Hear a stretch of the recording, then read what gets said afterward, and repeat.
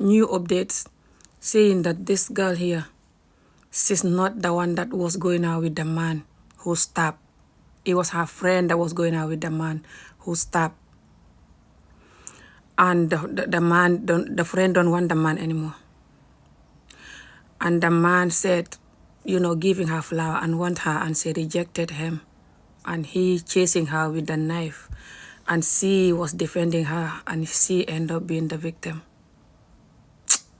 Hey God, this is insane. But still, it doesn't make a difference. What I was saying in the video is, this man that did this most likely come from a home that when he never listening, they will deal with him in a way that he will never forget. That's where he learned the behavior of, if I don't get what I want, you're gonna suffer.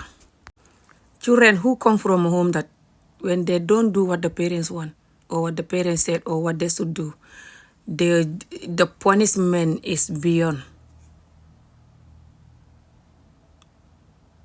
Or even if they make their own mistake, like bedwetting or anything, just the punishment is beyond. Those kind of people, they're most likely gonna deal, with the world like this, and end up ending beautiful, innocent people life like this. This girl that was going to private school that is very expensive, and I am sure she's intelligent, or just have a bright future ahead of her, have to end like this. Not just it's painful for her, but her friends and family and even strangers, even me. The fear of my daughter 16, and I'm looking at this. The fear of my sisters, my friends, family members, people I know that have children, or just strangers. The fear of people around, walking around, men or women, knowing that anything like this can happen because of people who are not well. That fear alone that, so many people have to go through because of people that did something like this. Even if they don't catch them, the karma will catch them and they will never see peace. But again, just want to remind the parents that when the child don't listen, they will deal with them in a way that the child will never forget. That when the child grow up, they will become like this. Most likely, this person that did this come from that type of home. Most likely. Because if the child come from a normal home that when they don't listen, they don't have to deal with certain consequences that are extreme.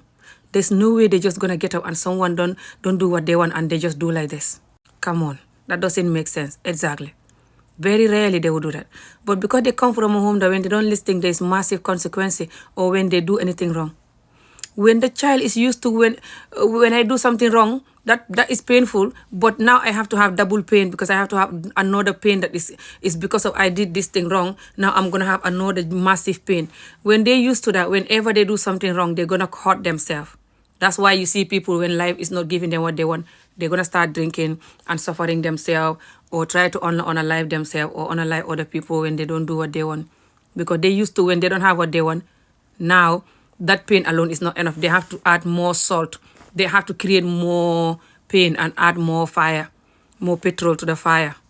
So I'm not saying don't discipline the children. That's not what I'm saying. I know it's very hard to discipline children. Nobody wants to watch your children to just do whatever and ruin their life. They're young. We all know that, yeah? And we are called parents for a reason. We have to guide them, yeah? But we still have to be careful. I know sometimes it's frustrating if they don't listen or they're doing certain things and you know the consequences of what they're doing. But please, don't use extreme beating and extreme serious consequences that comes with it. When it arrives like this, you won't like it. Again, I'm saying I'm so sorry for this girl parent. This is her first picture that came out now. I'm so sorry. Look at this. What a beautiful young lady. Just wishing her parents the best and hoping and praying that they will learn how to cope with this.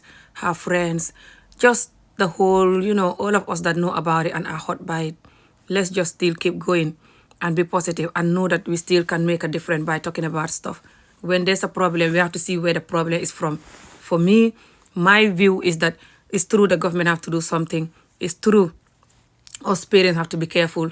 It's true even the children, we have to watch what they're watching, know if they're doing something that is violent or watching violent stuff.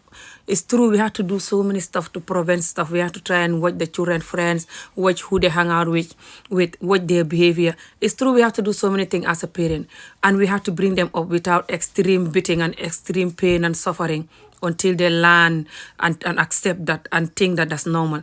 I know we have to do so many stuff that we have to change, yeah? Because once the child learn that and think that extreme pain is okay to take, they're going to give it to other people by beating them or just hurting them deeply, beating or not, or just even do it that to themselves, hurting themselves, causing themselves pain and trauma and addiction because that's all they know, yeah? So I know we have to do all of that. But please, we still have to learn how to understand that life sometimes can give us what we want, but sometimes can also give us what we don't want.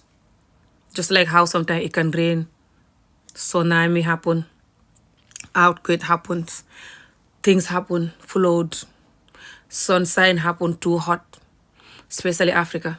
Cold happen too cold, especially Scotland here. Things happen that we want and things happen that we don't want. That's the sad part about life. No matter what, that can never go away.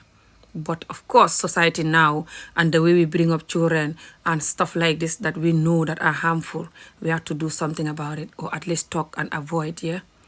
All shall be good. We all shall be just patient and just...